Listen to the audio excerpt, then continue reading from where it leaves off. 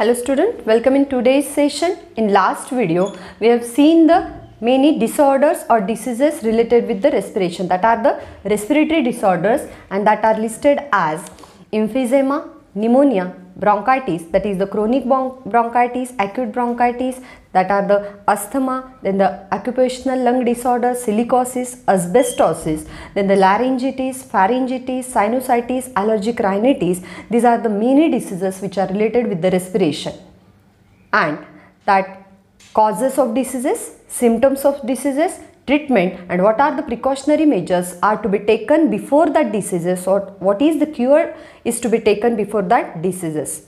And today we are going to learn the next topic from the respiration, that is the artificial respiration or artificial ventilation and transportation of material in the living organism. These 2 points today we are going to learn. That first we are going to learn the artificial ventilation. कशाला म्हणतो आपण ventilation? Ventilation म्हणजे आपण म्हणू की घरात आपण खिडक्या करतो आपल्या भिंतींना वरच्या दिशेने, आहे की नाही. विंडो खालच्या भिंतीला ज्या विंडो असतात त्या वेगळ्या, पण आपण थोडंसं वरच्या दिशेने एक्झॉस्ट फॅन लावतो किचनमध्ये, तसं आपण व्हेंटिलेशन्स करतो. काही जसं बाथरूममध्ये व्हेंटिलेटरी विंडोज करतो आपण. कशासाठी असतात त्या? की आपल्याला शुद्ध हवा घरात मिळावी आणि घरात निर्माण झालेला कार्बन डायऑक्साईड असेल, स्वयंपाकाने निर्माण झालेला धूर असेल, or any another activity heating mechanism असेल तर ते बाहेर जावं, यासाठी व्हेंटिलेशन असतं. But what is the ventilation for the body? बॉडीचं व्हेंटिलेशन काय आहे? जसं आपण बघतो आपली स्किन असेल, आपले लंग्स असतील, आपल्या किडनीज असतील, एक्सक्रिटरी वेस्ट मटेरियल बाहेर टाकतात. जसं लंग्स काय बाहेर टाकतात? CO2 बाहेर टाकतात. लंग्सचं काम काय? They inhale the oxygen rich air inside the body and they exhale the CO2 rich air outside the body. That means inhalation or inspiration and exhalation or expiration, these two main processes which are involved in the breathing हे process main function आहे कशाचं? लंग्सचं.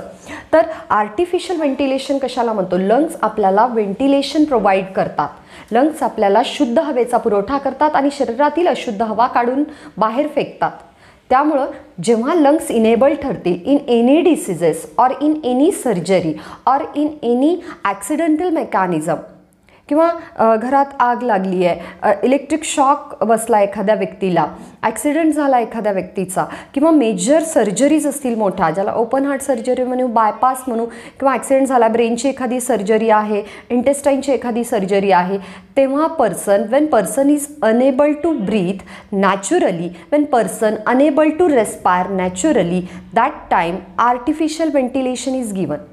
म्हणजे जेव्हा एखाद्या व्यक्तीला स्वतःहून श्वास घेणं अवघड जातं, in any cases when the trekkers, आपण म्हणू माउंटेनर्स जे आहेत, ट्रॅकर्स जे आहेत म्हणजे गिर्यारोहक आहेत, पर्वतारोही आहेत, पर्वतावर चढताना त्यांच्याकडे ऑक्सिजनचं सिलेंडर असतं. कशासाठी?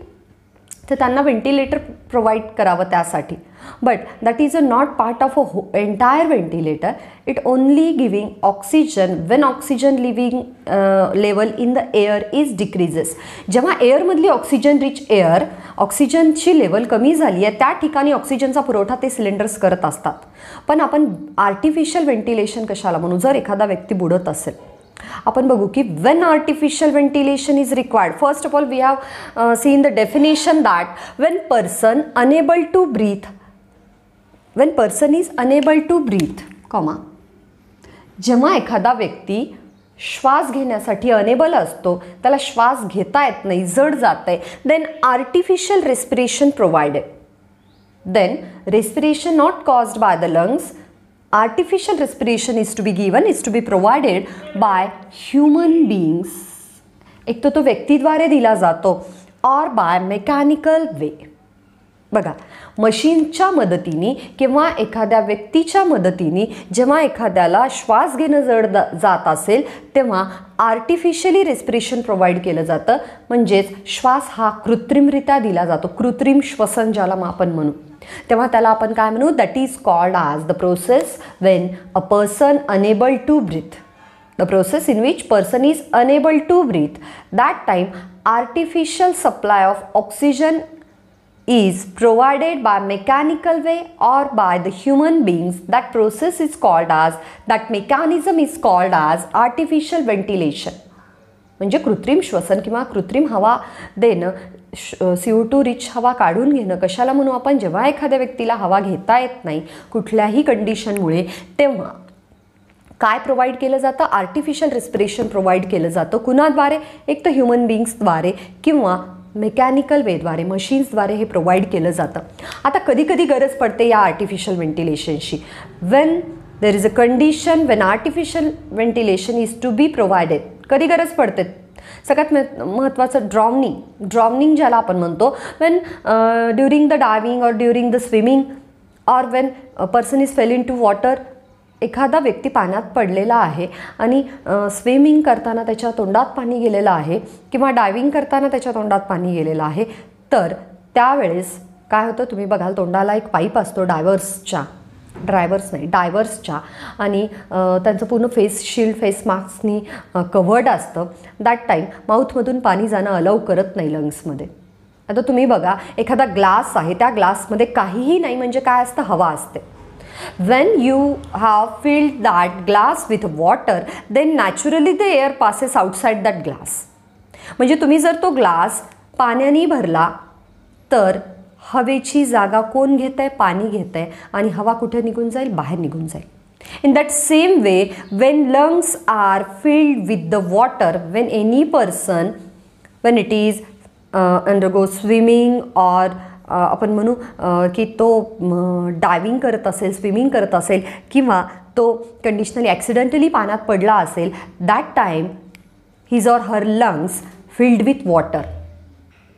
हळूहळू लंग्समध्ये ॲल्व्ह्युलर सॅक्समध्ये तुम्ही बघाल तर तोंडावाटे नाकावाटे पाणी जातं. एक्सटर्नल एअरमधून, फारिंग्समधून, लॅरिंग्समधून, ट्रकियामधून ॲल्व्ह्युलर सॅक्सपर्यंत ते पाणी पोचतं. And alveolar sacs are balloon like structure. And that balloon like structure, when it is get filled with the water, that oxygen rich air is expelled through the body. आणि मग हवा बाहेर निघून जाते. शरीरात कार्बन डायऑक्साईडची तर निर्मिती होत राहते पण शरीराला ऑक्सिजन भेटत नाही. And person may undergoes the death और person may die due to the lack of oxygen, due to the insufficient amount of oxygen. and ह्या ऑक्सिजनच्या अभावी पर्सनचा मृत्यू होऊ शकतो. तर आपण काय बघू, artificial ventilation is when it is to be required during drowning, means when lungs is filled with the watery fluid. जेव्हा लंग्समध्ये पाणी भरल्या जाईल तेव्हा गरज आहे आर्टिफिशियल व्हेंटिलेशनची. Then choking means there is any obstacle takes place in the food pipe or wind pipe due to the food particle or due to swallowing of any particle. एखाद्या लहान मुलांनी जसं आपण बघतोय की पैशाची नाणी गिळली असतील, एखादी वस्तू गिळली असेल, चॉकलेट खूप मोठं असेल तेही गिळलं असेल पण ते काय होतं, मेल्ट होतं. बट फूड पाईप किंवा विंड पाईपमध्ये एखादी मोठी गोष्ट अडकली असेल आणि त्यामुळं आपण काय म्हणतो, that wind passage it is get blocked. It is the blockage of wind and food pipe due to the any obstacle it is present in the wind or food passage, that is called as choking. Drowning, choking, and then the electrical shocks. When there is any electrical shocks to any person, that time that person is undergoes the insufficiency of oxygen. That person undergoes the hypoxia. Oxygen ची कमतरता जाणवते. And that person may undergoes the cardiac arrest और brain damage, comma आपण ज्याला म्हणू, की ऑक्सिजनची कमतरता झाल्यामुळे शरीराचा कुठलाही भाग निकामी होऊ शकतो. That is a failure of any organ due to the insufficient amount of oxygen. म्हणजे ड्रॉवनिंगमुळं, चॉकिंगमुळं, इलेक्ट्रिकल शॉक्समुळं, ह्या गोष्टीमुळं आर्टिफिशियल व्हेंटिलेशन द्यायची काय पडू शकते, गरज पडू शकते. Or when there is any disease also. बघा या आर्टिफिशियल व्हेंटिलेशनमध्ये काय करावं लागतं की two processes are involved in the artificial ventilation. सगळ्यात महत्त्वाचं म्हणजे एक तर make air passage to lungs, म्हणजे लंग्सकडे जाण्यासाठी एअर पॅसेज बनवावा लागतो. कारण शरीराचे हे भाग कॉन्ट्रॅक्ट रिलॅक्स करणं कमी करतात. Lungs, alveolar sacs, bronchioles, bronchi, bronchus, trachea, pharynx and larynx. Make way through that passage, make a air passage to the lungs. लंग्सकडे जाणारा एअर पॅसेज बनवावा लागतो जो ऑलरेडी असतो पण तो ब्लॉक झालेला असतो. Then forced inspiration, then fully forced inspiration with full of oxygen rich air. It is blown through the mouth of the person. Human बीइंग्सद्वारे केलं जाणारं आर्टिफिशियल व्हेंटिलेशन केलं जातं. तर आपण अजून एक टर्म वापरतो, that is the CPR, cardiopulmonary resuscitation. What is the cardiopulmonary resuscitation? काय केलं जातं जेव्हा पर्सन्स एखाद्या आपण ज्याला म्हणतो की आपत्कालीन व्यवस्था असते आहे की नाही, जेव्हा एखादं संकट येतं देशावर, एखाद्या राज्यावर, एखाद्या गावावर, एखाद्या पर्टिक्युलर एरियावर पूर येतात, सुनामी येतं, भूकंप येतात किंवा आग लागते किंवा एखाद्या एरियामध्ये खूप नॅचरल कॅलॅमिटीज आपण ज्याला समुद्रकिनारी येणाऱ्या टायडल्स वेव्ज म्हणू ते येतात किंवा आपण म्हणू की एक चक्रीवादळ आहे, सायक्लॉन्स आहेत. आणि या कंडिशनमध्ये जेव्हा पडझड होते, खूप व्यक्ती त्यांचे घरदार ओसाड पडतात आणि मग तेव्हा एखाद्या पर्सनला जर रेस्पिरेशन नॅचरली घ्यायला प्रॉब्लेम होत असेल तर त्यावेळेस त्या आपत्कालीन व्यवस्थेचे कर्मचारी काय करतात, that persons we are helps in the respiration which are called as cardiopulmonary resuscitation. What is the cardiopulmonary resuscitation? That is called as CPR. CPR म्हणजे तोंडावाटे दिला जाणारा कृत्रिम श्वासोश्वास. काय केलं जातं याच्यामध्ये? जी व्यक्ती आहे, the person who unable to respire naturally, that persons it is lied on the plain surface. त्या व्यक्तीला खाली पूर्णपणे झोपवलं जातं.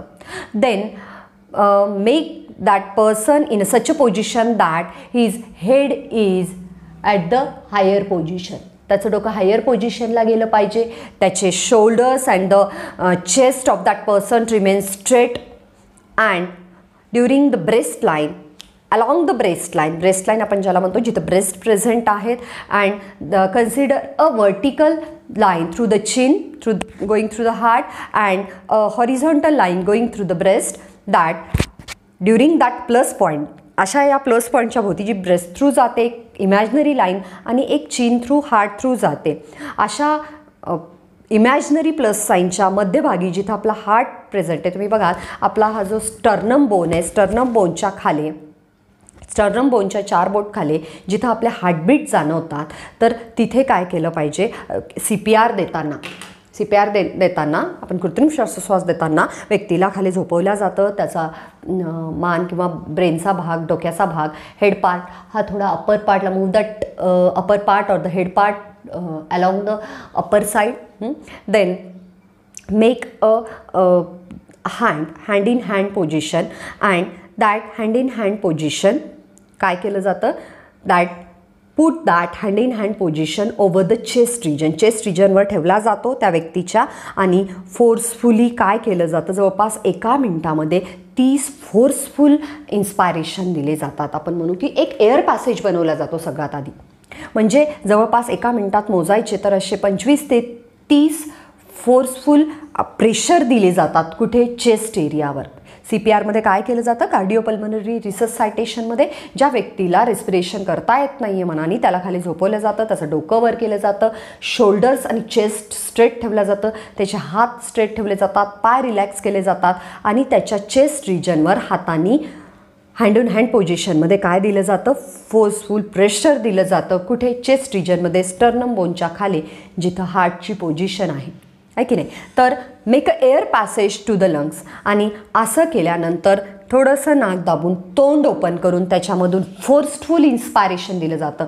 खूप सारा श्वास घ्यायचा आणि तो नंतर काय करायचा, इन्स्पायर करायचा. कुणाच्या, त्या पेशंटमध्ये, त्या व्यक्तीमध्ये जो रेस्पिरेशन करण्यासाठी काय अनेबल आहे. तर artificial ventilation it consist of 2 phases, make air passage to lungs and second one forced inspiration. म्हणजे एक फोर्स्ड इन्स्पायरेशन करायचं आणि दुसरं लंग्सला पॅसेज बनवायचा. And when person is unable to make that respiration, जेव्हा पर्सनला पण असं माउथ टू माउथ रेस्पिरेशन म्हणू याला आपण, किंवा CPR म्हणू, असं देता येत नाही, तेव्हा काय करायचं, मुद्दामून ट्रेनिंग दिले जातात. अमेरिकन इन्स्टिट्यूट ऑफ हेल्थ यांच्याकडून हे ट्रेनिंग मुद्दामून दिले जातात. आणि जे व्यक्ती आपण म्हणू दॅट एक्स कॅलॅमिटीज आहेत, ज्या खूप साऱ्या घटना आहेत ज्या नॅचरली होतात, जसं मी तुम्हाला आत्ता सांगितलं की that is the disaster management department of the any nation that having a training of CPR. Disaster म्हणजे म्हणू निसर्गाने निर्माण केलेल्या काही गोष्टी आहेत ज्यामुळे नुकसान होतं एखाद्या भागाचं, ज्याच्यामध्ये येतात अर्थक्वेक, देन याच्यामध्ये येतं की सायक्लॉन्स आहेत, देन सुनामी आहे, देन मेनी डिसीजेस आहेत. याच्यामध्ये आपल्याला कार्डिओपल्मनरी रिससायटेशनचा उपयोग होतो. Then when it is to be given mechanically, केव्हा आपण त्याला मशीनद्वारे देऊ, when a person unable to breathe naturally, then a mechanical way for the artificial respiration, it is called as ventilators. एक मशीन आहे जे काय करतं, एखाद्या व्यक्तीला कृत्रिम श्वास घ्यायला मदत करतं, त्याला आपण व्हेंटिलेटर म्हणू. It is an machine that provide artificial respiration. काम काय या मशीनचं, दॅट प्रोव्हाइड आर्टिफिशियल रेस्पिरेशन. आणि आर्टिफिशियल रेस्पिरेशनमध्ये काय केलं जातं तर ड्युरिंग सर्जरी, कधी कधी गरज पडते आर्टिफिशियल रेस्पिरेशनची सर्जरीमध्ये, मोठ्या ऑपरेशन्समध्ये. देन ॲक्सिडेंटल केसेसमध्ये जेव्हा पर्सनचा खूप ब्लड लॉस झालेला, इंटरनल ब्लडिंग झालेला आहे, in that time person can't respire naturally, then ventilator is to required. Or any diseases, एखादा रोग आहे त्याची ट्रीटमेंट करताना, कॅन्सर आहे, देन RBCचे कॅन्सर्स आहेत, देन आपण बघू की हिमॅटोलॉजीचे काही डिसीजेस आहेत, that time person is unable to respire with its own, therefore the ventilators are required. Then ventilators are the main part, 80 to 90% part of life support system. Life support system म्हणतो आपण त्याला LSS, that is the life support system. जसं आपण बघतोय आता करोनामध्ये, in COVID-19 disease, person unable to breathe because person he or she gets suffer from the pneumonic condition. Therefore, there is a requirement, there is a need of a life support system which is called as ventilators. Ventilator असं म्हणतो आपण, जे प्रमुख काही महत्त्वाच्या हॉस्पिटल्समध्ये असतात आणि असायला पाहिजेत सगळीकडे. देन व्हेंटिलेटरचं काम काय, it provide oxygen to lungs. What is the function of ventilator, it provide O2 to lungs. जसं आपण हवा while inhalation, we are taking the oxygen rich air inside the body by making thoracic volume, by making a pressure, by making ribs and intercostal muscle in a different position. आपण oxygen आत घेतो, तसं व्हेंटिलेटरचं काम काय, taking oxygen rich air inside the body that provide oxygen to lungs. Then again remove CO2 from lung. In that same way we are expiring the CO2 rich air in outside the body. In that same way it removes CO2 from the lungs. Lungs मधून CO2 काढून घेणं. Then helps in the breathing of patient. ज्या पर्सनला artificial रेस्पिरेशनची, व्हेंटिलेशनची गरज आहे, त्याच्या respiration breathing मेकॅनिझममध्ये मदत करणं हेच व्हेंटिलेटर्सचं काम आहे. तर आर्टिफिशियल व्हेंटिलेशन किंवा आर्टिफिशियल रेस्पिरेशन हे एक तर पर्सनद्वारे दिलं जातं पेशंटला किंवा मशीनद्वारे दिलं जातं. पर्सनद्वारे दिलं गेलं तर आधी त्याच्या लंग्सपर्यंत पॅसेज बनवावा लागतो, देन नाक दाबून तोंड ओपन करून हवा देऊन, आणि नंतर मग हवा जोरात ब्लोन करावी लागते. त्याच्यासाठी आपल्याला आधी हवा घ्यावी लागते. देन जो पर्सन आर्टिफिशियल रेस्पिरेशन व्हेंटिलेशन देतो आहे त्याला किंवा त्या पेशंटला दोघांनाही मास्क असणं गरजेचं, किंवा एकाला तरी मास्क असणं गरजेचं आहे. क्रिटिकल कंडिशनमध्ये याचा विचार केला जात नाही, पण जेव्हा थोडा वेळ आहे व्यक्तीकडे तेव्हा मास्क असणं गरजेचं आहे आणि त्या व्यक्तीला काही डिसीज असू नयेत. Then ventilators, artificial ventilation, it is also called as CPR, cardio pulmonary resuscitation. हृदयाला आणि लंग्सला पुन्हा कामात आणण्यासाठी काही प्रक्रिया वापरल्या जातात, ज्याच्यामध्ये तुम्हाला सांगितलं की पर्सनला खाली झोपवलं जातं आणि त्याच्या चेस्टवर प्रेशर अप्लाय केलं जातं. Then this is the one point. Today we are going to learn the another point, that is the transportation in living organism. Living organism मध्ये हे ट्रान्सपोर्टेशन कसं चालतं, that you are knowing that we are taking food inside our body, we are digesting that food, and after digestion of that food get absorbed in the small intestine, and blood takes away that digested food to the each and every cell, and through the blood vessel when digested food is running, that time every plasma membrane of every cell that absorbs the food material, and that cell undergoes the many metabolic processes. After metabolic processes they excrete the waste material like the CO2 and H2O, like many acids. Then that acids or CO2, H2O, it is diffused into the blood, and that again take away to the kidneys, to the skin, to the lungs. म्हणजे आपलं transportation कसं घडतं आहे, तर आपण अन्न खातो, वेगवेगळ्या प्रक्रिया करतो, आपल्या अन्न रक्तामध्ये मिसळतं, हे रक्त प्रत्येक सेलला पोचतं, प्रत्येक सेलमध्ये हे रक्त यूज केलं जातं आणि यूज केल्यानंतर आपलं डायजेशन झाल्यानंतर सेलच्या इंटरनल प्रक्रिया झाल्यानंतर परत काही पदार्थ रक्तात फेकले जातात. जसं आपण बघतोय की रेस्पिरेशनच्या थ्रू लंग्समध्ये ऑक्सिजन येतो, मग तो हार्टमध्ये येतो ब्लडमधून, मग तो प्रत्येक सेलला जातो आणि प्रत्येक सेल हे ऑक्सिजन घेतं कशाने, डिफ्युजननी, आणि परत CO2 सेलमध्येच सोडतं HB सोबतच, जे परत लंग्सपर्यंत जातं थ्रू द हार्ट. तर या सर्व प्रक्रियेला आपण काय म्हणू, transportation in living organism. How living organism undergoes the transportation of many material just like the food and respiratory gases mainly. प्रत्येक ऑर्गॅनिझममध्ये अन्न आणि रेस्पिरेटरी गॅसेसचं वहन कसं होतं, त्याच्या प्रक्रिया वेगवेगळ्या आहेत. बघा तुम्ही, जसं आपण बघतो की the organism which are having very large surface area of the body, जसं आपण आहोत, हायर प्लांट्स आहेत, आपल्या शरीराचा सरफेस एरिया खूप मोठा आहे. And we are having smaller cells whose intercellular distance is very less. मग जर आपला सरफेस एरिया शरीराचा खूप मोठा असेल तर शरीर जास्त सेल्सनी बनलेलं असेल. And that time if a body surface is large, many cells are taken part into the construction of that body. Smaller cells, they are take part in the construction of body. Then transportation of material takes place by diffusion and active transport between cell. कसं घडतंय मग transportation, प्रत्येक सेलमध्ये active transportation असतं. प्रत्येक sale एकमेकांना signalling करते, मला किती मटेरियल मिळालेलं आहे, मी बाहेर किती टाकणार आहे, शेजारच्या सेलमधून काही मागवायचं आहे का, बाहेरून जाणाऱ्या ब्लड वेसलमधून काही घ्यायचं आहे का, बाहेर जाणाऱ्या ब्लड वेसलमध्ये काही फेकायचं आहे का, कारण आपली सेल मेम्ब्रेन ही सिलेक्टिव्हली आणि सेमी परमिएबल असते. तर प्रत्येक सेलमध्ये होणारा जो ट्रान्सपोर्ट आहे त्याला ॲक्टिव्ह ट्रान्सपोर्ट म्हणू आपण. Active transport along with the concentration gradient.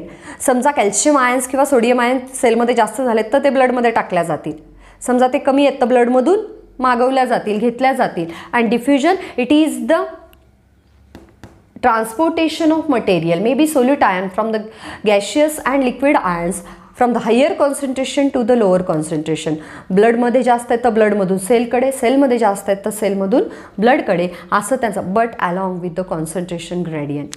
बघा, डिफ्युजन आणि ऑस्मॉसिसमध्ये हेच फरक आहे की ऑस्मॉसिस हे सेल मेम्ब्रेनच्या सेल वॉलच्या भोवताली घडतं, पण डिफ्युजनला सेल मेम्ब्रेनची गरज नाही आहे, असली तरी हरकत नाही पण नाही आहे गरज. Then diffusion or active transport between the cell, it is takes place in the higher organism whose body surface is very large and they are made up of a very smaller cells and number of cells are present. Then second one is unicellular organism, just like amoeba, paramecium, then the WBCs of the higher organism, that are the white blood cells of higher organism. In that organism cyclosis takes place. म्हणजे आपल्या WBC मध्ये सायक्लॉसिस घडतं, अमिबामध्ये सायक्लॉसिस घडतं किंवा पॅरामिशियममध्ये सायक्लॉसिस घडतं. ही एका सेलपुरती मर्यादित process आहे. कशाला म्हणू cyclosis? It is the streaming movement of a cytoplasm. Cytoplasm आपल्याला जर आपण मायक्रोस्कोप खाली यूकॅरियोटिक सेल बघितली जिचा न्यूक्लियस वेल डेव्हलप आहे, जिच्याकडे मायटोकॉन्ड्रिया आणि क्लोरोप्लास्ट आहे प्लांट सेल असेल तर, आणि जिच्याकडे सगळे एन्झाईम प्रोटीन हायर लेवलचे आहेत, तो सायटोप्लाझम काय होतो? फिरतो, त्याची मुवमेंट दिसून येते. And the active transport between the inside the cytoplasm takes place. It is also called as intracellular transport. म्हणजे सेलच्या आत घडतं आहे, सायटोप्लाझममध्ये सगळं घडतं आहे. सायक्लॉसिस मीन्स स्ट्रीमिंग, म्हणजे प्रवाहात्मक मुवमेंट आहे कशाची? सायटोप्लाझमची. And it is takes place in amoeba, WBC. म्हणजे WBCच्या प्रत्येक सेल्युलर ऑर्गॅनल्सला त्या सायटोप्लाझममध्ये सगळं आपोआप मिळतं, कारण तो सायटोप्लाझम काय होतो? मूव्ह होतो. And the cell which is doesn't having the cyclosis, which do not having the streaming movement, that is called as a prokaryotic cell. And the characteristic feature of eukaryotic cell, it shows the cyclosis under the electron microscope. ठीक आहे. then intracellular transport, हा आपण intracellular transportचाच भाग होता. but when water is circulated in coelom cavity, some organisms, they are having the cavities inside the body, just like the Euspongilla sponges, which are belongs to the phylum Porifera, and some organisms which are belongs to the phylum Cnidaria or the Coelenterata. Sponges जे पोरिफेराचे organisms आहेत आणि hydra जो क्नायडेरिया किंवा सिलेंट्रेटाचा organism आहे, या ऑर्गॅनिझममध्ये काय घडतं की त्या ऑर्गॅनिझमच्या शरीरामध्ये कॅव्हिटीज असतात. पोकळ जागा असतात आणि त्याच्यामधून पाणी सर्क्युलेट होत राहतं आणि डिफ्युजननी काय घडतं, सेलच्या आतमध्ये इंट्रासेल्युलर ट्रान्सपोर्ट घडतो मटेरियलचा. That is called as intracellular transport when water is circulated in cavities or coeloms. Body कॅव्हिटीजमध्ये वॉटर सर्क्युलेट होतं, जे शरीराला नको आहे ते पाण्यामध्ये टाकून द्यायचं आणि पाण्यामधून हवं आहे मिनरल्स ते शरीरात घ्यायचं. Then flat worm which are called as a platyhelminthes. Round worms ते पण हेल्मिंथसमध्ये येतात. दॅन फ्लॅट वर्ममध्ये कसं घडतं transportation, parenchymatal circulation is takes place. Means the circulation or the transportation of material takes place inside the parenchymatous cells or in between the parenchymatous cells, and in the roundworm that body fluid move around the viscera, the muscular layer around the body, and body walls म्हणजे muscles आहेत आणि body walls आहेत किंवा body wall muscles आणि शरीराचा जो outer part आहे त्याच्यामध्ये काय होतं आहे, त्याच्यामध्ये देवाणघेवाण होते मटेरियलची. That is extracellular transport of material takes place outside the cell but in between the body wall and muscles and the outer wall of the body, that is called as viscera, and outer wall, muscles and the inner wall. In that the transportation of material takes place, that is called as extracellular transportation. How the transportation of material in living organism takes place? It is either by the diffusion, that means transportation of ions from higher concentration to lower. It is either by the active transport between cell. Along with the concentration gradient, the material is moved from cell to cell or from blood vessels to cell, from cell to blood vessel. Then by cyclosis, that is the streaming movement of cytoplasm in a eukaryotic cell like amoeba, WBC, paramecium, and intracellular transport, that when water is circulated through the cavities of any organism, just like sponges belongs to porifera, hydra belongs to cnidaria or the coelenterata, and inside the flatworm parenchymatal circulation that takes place in a parenchymatous cell or in between the parenchymatous cell, and in roundworm body fluid move along with the outer wall muscles and inner wall, that is called विसरा. यांच्यामध्ये जेव्हा circulation होतं त्याला काय म्हणतो आपण, transport होतो मटेरियलचं, extracellular transport. In this way the transportation of material in living organism it is takes place.